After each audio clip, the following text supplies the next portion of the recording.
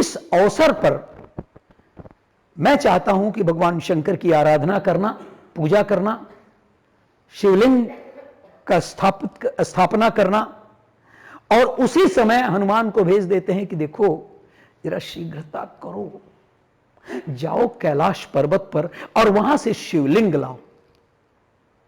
हनुमान जी चले जाते हैं शिवलिंग लाने, लेकिन अब कैलाश पर्वत पर जाना और वहां से शिवलिंग लाना, यह इतना समय होता है। लेकिन इसके पूर्व यह भी प्रश्न उठता है, आखिर पूजा कौन कराएगा? मैं ये जो चर्चा करने जा रहा हूं श्रीमान, वो इरावतारम, कंबन रामायण का तमिल भाषा में लिखा हुआ इरावतारम से चर्चा कर रहा हूं। रामायण शतकोटि अपारा ना, बड़ा प्रचलित है इरावतारम दक्षिण में। तो उसके बाद से वो कंबन जी लिखते हैं कि उसके बाद चर्चा होती है कि कौन आराधना करेगा। किसी ने कहा कि इस धरती पर जो सर्वथा योग्य ब्राह्मण विद्वान है वो तो रावण है, तो क्या रावण को बुलाया जाए इस पूजा के लिए? निसंदेह, और वो राम जैसा व्यक्तित्व जी, तनिक भी मन में कोई खोट नहीं आता है, मन में कोई इस तरह का व्यवधान नहीं उत्पन्न होता है। उन्होंने कहा निश्चित बुलाया जाए, और रावण को बुलाने के लिए किसे भेजा जाए? सवाल यह भी बड़ा प्रश्न था, किसे भेजा जाए? तो जामवंत को भेजा जाए। जामवंत रावण का दूरस्थ भाई था। मतलब आप यह समझिए कि जो इनके दो दादा थे और जामवंत के दादा थे, ये लोग परस्पर भाई थे या चचेरे भाई थे या मित्र थे। यानी जब जामवंत वहां जाते हैं तो कहते हैं कैसे आए जामवंत, और हमारा और आपका संबंध तो भाई भाई का है। भगवान श्री राम ने आपको आचार्यत्व के लिए बुलाना चाहा है, और आप आए तो आपको डर नहीं लगा? कहां आए हैं आप?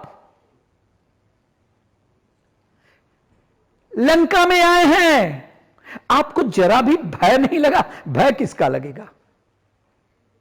किसका भय? मेरे पास एक यंत्र है, बड़ा सुंदर चर्चा मुझे लगती है। क्या आज के 5000 वर्ष पूर्व, 8000 वर्ष पूर्व एक यंत्र रखते हैं जामवंत, और कहते हैं श्री लक्ष्मण के पास इसका रिमोट है, अगर तुम कुछ भी कहोगे करोगे तो वहां से वो रिमोट दबा देंगे और तुम भस्म हो जाओगे, पूरी लंका भस्म हो जाएगी। रावण जैसा महाबली डर गया। उसने कहा मैं ऐसे ही कह रहा था, एक मनोविनोद में कह रहा था, भला ऐसा आचार्य तो रावण कैसे छोड़ेगा जो इस पूरी धरती पर अपना प्रभुत्व स्थापित किया है।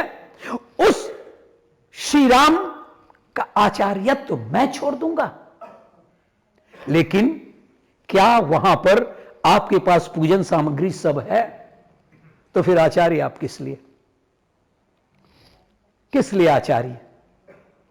आपके पास, आप तो जानते हैं कि यजमान के पास कुछ भी नहीं रहता तो पंडित जी लोग, ये पंडित सतीश जी यहीं बैठे हैं, वो सब ले जाते हैं, जनेऊ भी ले जाए। कहां जनेऊ खोजेगा, कहां दूध खोजेगा, कहां अक्षत खोजेगा? आपको सब प्रबंध करना है।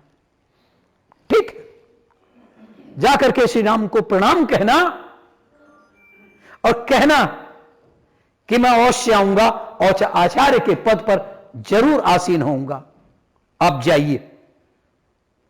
और रावण जाता है, सबसे पहले अशोक वाटिका में जाता है। आपके रोंगटे खड़े हो जाएंगे, आपको रावण की विद्वता पर, रावण के उस मानवीयता पर आप निश्चित ही सराहना करेंगे जिसे हर वर्ष जलाया जाता है। इतना बुरा नहीं था रावण। जाता है और जाकर के सीता जी से कहता है, प्रणाम जगदंबे,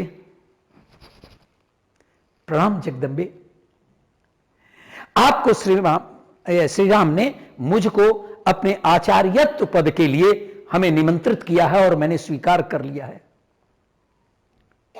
सीता जी कहती हैं, जब मेरे पति ने आपको आचार्य मान लिया है तो मेरा प्रणाम स्वीकार करें। कैसी विविधता है ना इस कथा में, मेरा प्रणाम स्वीकार करें। तो फिर आप तैयार रहें, पुष्पक विमान तैयार है, लेकिन याद रहे मैं ले तो चल रहा हूं, लेकिन फिर वापस आप आ जाएंगे, वहां रुकेंगे नहीं। और यह भी देखे कि मैं ये जानता हूं कि श्री राम मेरे मरने के लिए ये पूजन करा रहे हैं, फिर भी मैं चाहता हूं कि मैं उनका आचार्यत्व ग्रहण करूं। और उसके बाद सीता जी बैठ जाती हैं पुष्पक विमान में और चल देते हैं लोग।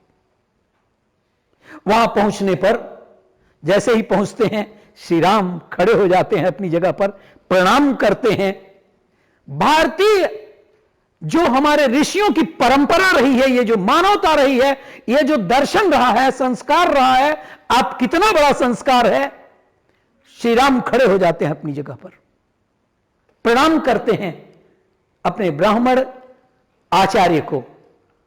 उन्होंने कहा सब सामान तैयार है। क्या बताऊं, वो तो आपको क्या क्या चाहिए क्या क्या नहीं, ये तो आप बताएंगे। सब ठीक है? ठीक है, बाकी सब जो सामग्रियां हैं, जो भौतिक सामग्रियां हैं, देखो सब ठीक है, लेकिन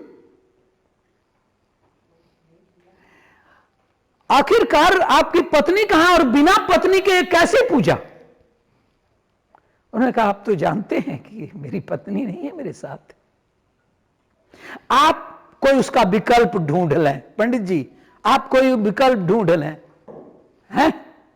नहीं तुलसी दल मिला कोई बात नहीं है, नहीं, लेकिन सीता जी का विकल्प ढूंढ लें।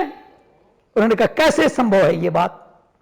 आप अगर तपस्वी होते तो मैं मान लेता, आप अगर विधुर होते तो भी स्वीकार कर लेता, आपकी पत्नी जीवित नहीं होती तो भी स्वीकार कर लेता, लेकिन यह सच है ना,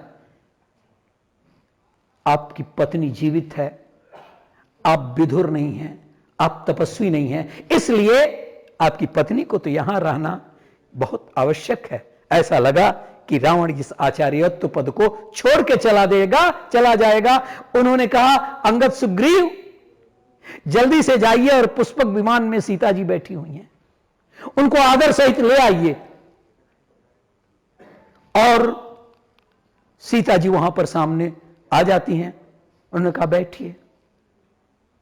और जब इन लोगों का पूजन शुरू होता है तो सबसे बड़ी समस्या तो अभी तक शिवलिंग का विग्रह तो आया ही नहीं, किसका पूजन करेंगे?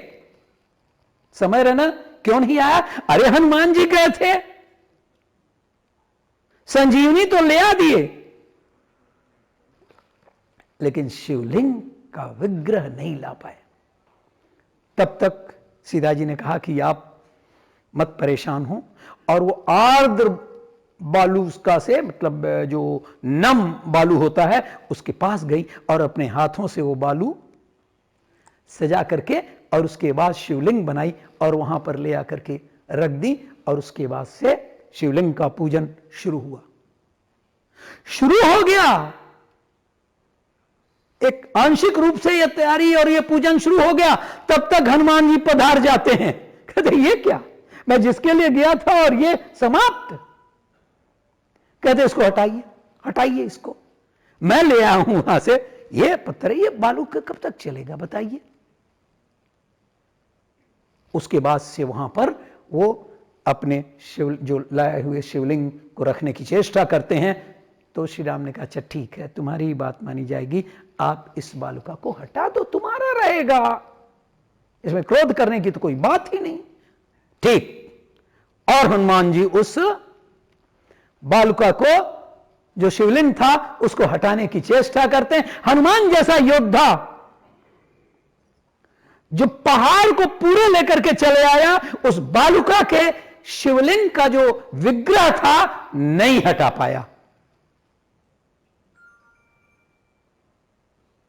आखिर सीता जी ने तैयार किया था। उसके बाद लोगों ने कहा अच्छा ठीक है, इसी का पूजन हो, लेकिन वो जो आपने ले आया है वो किनारे रख दीजिए, किनारे। और उसके बाद मित्रों, साधकों, भक्तों, विधिवत पूजन हुआ। और उसके बाद जब पूजन खत्म हुआ तो श्री राम ने पूछा, लेकिन आपकी दक्षिणा? इससे तो बेसुध नहीं थे, बेखबर नहीं थे, ब्राह्मण आया है, पूजन किया है और उसे दक्षिणा? रावण ने कहा, सोने के लंका के मालिक, लंकाधिपति, विश्व में कोई संपत्ति नहीं है जो रावण के पास न हो। ऐसे रावण को एक तपस्वी, लंगोटी पहनने वाला यह तपस्वी क्या दक्षिणा दे सकता है? क्या दे सकता है? उसने कहा कि अगर श्री राम आप दक्षिणा देना ही चाहते हैं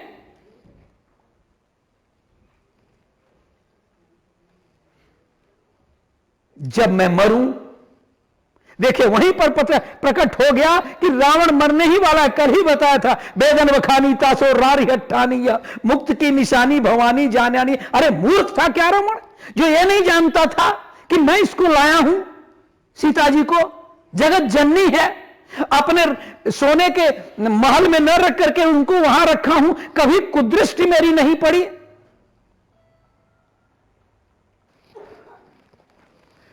उसके बाद से श्री राम आप पधारना और मैं आपको मरते वक्त इन नेत्रों से आपका दर्शन कर सकूं, तभी मेरे प्राण छूटेंगे। और यही हुआ। मरने पर श्री राम लक्ष्मण जी सहित वहां पर पहुंचे थे और इस तरह से रावण जैसा महान विद्वान, पूर्ववर्ती ज्ञान उसको और पूरे का पूरा अपने को समाहित कर चुका था। धन्य है ऐसे विद्वान को, ऐसे शक्तिमान को हर वर्ष आप जरूर जलाइए, जरूर। ऐसे जो उसके अंदर अनैतिकता है, जो उसके अंदर व्यभिचारिता है, जरूर उसको जलाइए। लेकिन अपने आप से भी पूछिए, क्या मेरे पास रावण के वो विचार नहीं है? क्या मैं भी जलाया जा सकता हूं? वो केवल भाव है कि अगर कोई कितना भी विद्वान हो, कितना भी धनी हो, चलत दस कंधर डोलत धरनी, धरती जिसके ताकत से, जिसके बल से, जिसके वजन से जो डोलती हो, वो भी देखिए हर वर्ष जलाया जाता है। इसलिए आप लोग भी अपने अंदर उन विचारों को, उन गंदगियों को, उन दुरेच्छाओं को अपने भीतर ही भीतर जलाएं। मैं कोई मनीषा नहीं हूं, मनीषी नहीं हूं, कोई विद्वान नहीं हूं, लेकिन एक बार तो विचार करता हूं कि अगर रावण जलाया जा सकता है तो हमारे अंदर भी वे सारी बातें बहुत कुछ अंशों में है, हमें भी वो एक दिन देखना पड़ेगा। तो आइए हम सब लोग इस बात को सोचते हुए और आगे हमारे प्रभुवर, हमारे विद्वज्जन, हमारे दीक्षित जी, पूज्य दीक्षित जी की बातों में आप खो जाइए। मैं तो वहीं आकर के आपके इस वाणी प्रवाह को रसास्वादन कर सकूंगा। बहुत बहुत धन्यवाद। इस तरह से शांतमय होकर के आप लोग